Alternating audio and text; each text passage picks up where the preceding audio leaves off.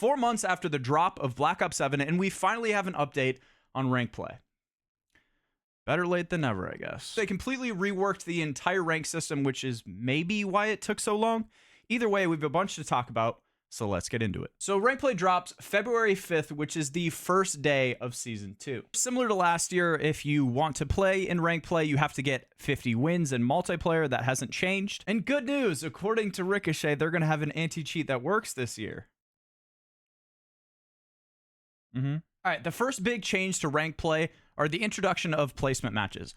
Most every other competitive game has had placement matches forever, so I'm glad we're finally putting this in. All right, so you play 3 placement matches and receive your starting rank. The highest starting ranked is currently unknown to my knowledge, and I'm sure we'll find that out shortly after rank drops. I think this is a great addition. The best part about it is it's going to protect some of the lower skill players. If you're in bronze, silver, gold, like everybody starts in bronze with the old system, right? So higher skilled players are going to be stomping lower skilled players as they progress, and it kind of makes sense for them to just skip ahead so you don't have to get stomped for your first week on rank play. From the looks of it, they're also doing this to prevent smurfing, or at least slow it down. If you're a high level player, you're probably going to skip some of those lower ranks. And then finally, I think the best part about the placement matches is it makes your rank rely on skill instead of time put in. Does that make sense? If I'm a plat player, for example, I skip right to gold 3 instead of having to play all the way to gold 3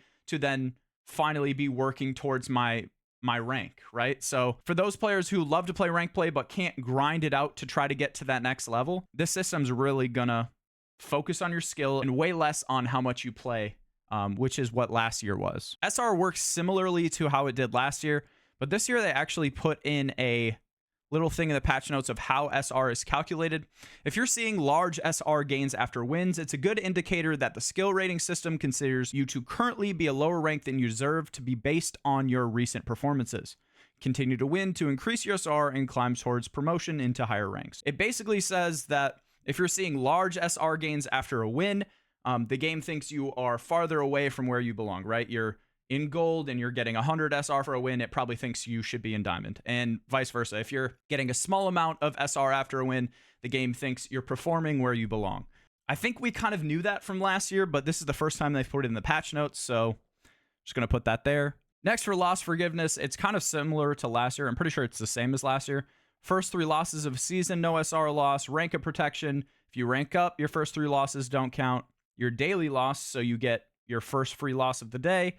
And then if your teammate quits, unless they're in your party, won't result in a SR loss. Ranks are the same: bronze, silver, gold, platinum, diamond, crimson, iridescent. Bronze 1, bronze 2, bronze 3, all the way through crimson, and then iridescent is 10,000 SR plus. As of right now, I have no idea if the emblems are the same or different. I'm assuming, based on the past few years being the same, that we're going to get the same emblems. It would be nice, in my opinion, to get something new, because change it up. Why not? Make it cooler. Hot Streak Flames are back. Top 250 is the same. So at the end of each season, they kind of talk about how ranked resets will work. They switched it last year. For this year, bronze, silver, and gold players, your rank and SR are not impacted at the start of a new season, and you continue where you left off at the end of the previous season. Fantastic. Platinum plus players, so platinum, diamond, crimson, iridescent. You must win 1 placement match to get placed into a rank and start the new season. I think that's a fantastic system. Bronze, silver, gold players, for the most part, are people still kind of learning the game, learning how rank play works. It kind of makes sense that all the progress they have made, they get to keep it. Platinum plus players, like a 1 placement match, I'm kind of curious on where it's going to place you. Like, I know in other games, they sometimes place you basically where you left off, maybe a rank or 2 below. So I'm wondering what that placement game is going to put you at. I don't know. I guess we're going to find out basically based on the highest you can get based off placement games. But I wonder if after a season that will change. All right, this is definitely the biggest or second biggest behind placement matches change to rank play. If you are Crimson Plus, you are only allowed to solo or duo queue. So I think the reason this was implemented is once you get to Crimson, there was a high chance that you were going to be playing 4 stacks. And if you're solo queuing or even duo queuing against a 4 stack, it makes the game not fun. I ran into this a lot at the end of the year last year where the player count dropped, so I was playing the same players over and over again. And if I wanted to do a solo queue series or just play with one friend, it just ruins. Like, you almost could not play with a 4-stack in Crimson Plus.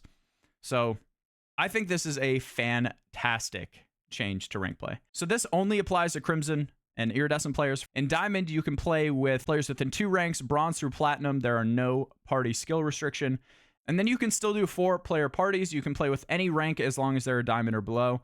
Again, Crim Plus, only single and duo queue, which I ain't mad about it. I am mad about it. Map and mode veto is similar to last year. Before every ranked, there's going to be a map and mode. There's going to be 3 of them. You can veto the one you don't want to play. Forfeiting is same as last year. All right, I'm not going to go over the specifics of rules and restrictions, but you should know that the M15 and the Dravik are going to be the main 2 guns used in rank play. Again, I'll leave a link down below if you want to check out these patch notes and see exactly what's allowed in rank play. Available maps per mode. So Blackheart's only going to be hard points. Colossus is S&D and hard point. Den is all 3 modes. Exposure is... Oh, I didn't even talk about this. I mean, I'm sure all of you who've watched the CDL have seen this, but control is completely gone.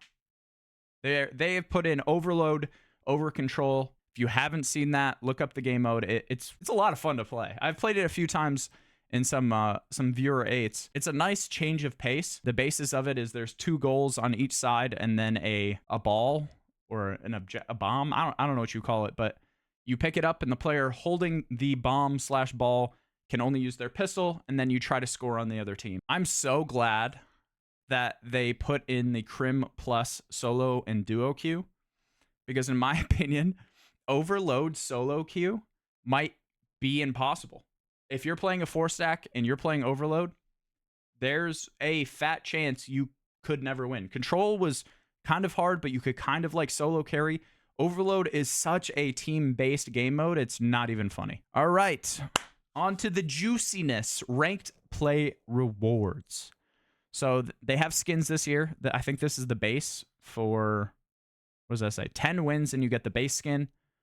There is a 20 win blueprint for the M15, a rank play camo, 1,000 win knife. Holy balls. We're grinding for that this year. That's pretty sick.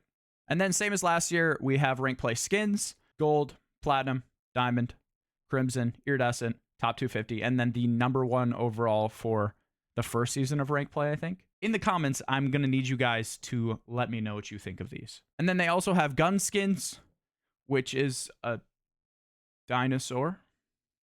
Last year we had an alligator. This year we have a dinosaur. Okay. Personally, I think the gun skins are pretty mid, but we do have rewards, so be thankful.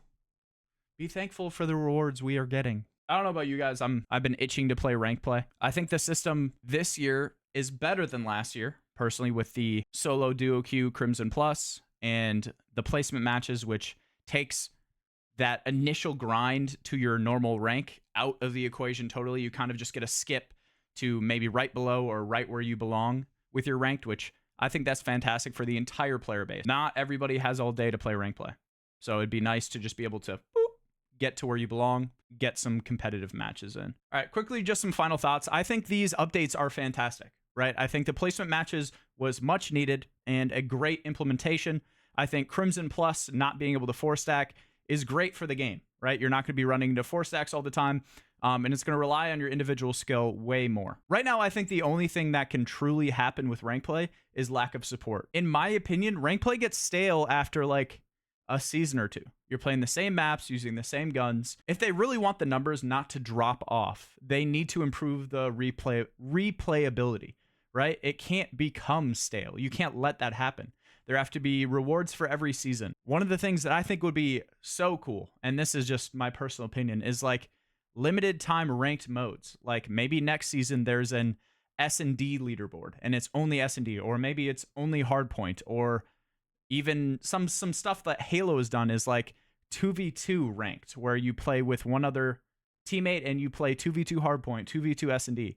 Just like throwing things like that in, especially when it comes to like the 3rd season of ranked, the 4th season of ranked, like when the player base drops off, I think support in those later seasons is what's going to make ranked good.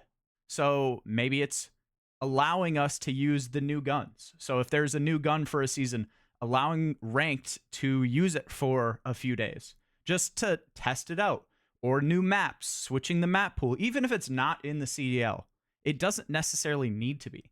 I just think that the downfall with rank play over the last few years is after a season or two, it's the same thing over and over and over again, and there's no new map, there's no new game modes, there's no like, and I get it, it's ranked, right? But we're not in the CDL. We want to get on and have fun and enjoy some competitive play. So as long as there's after launch support, I think we're in for a great year of rank play.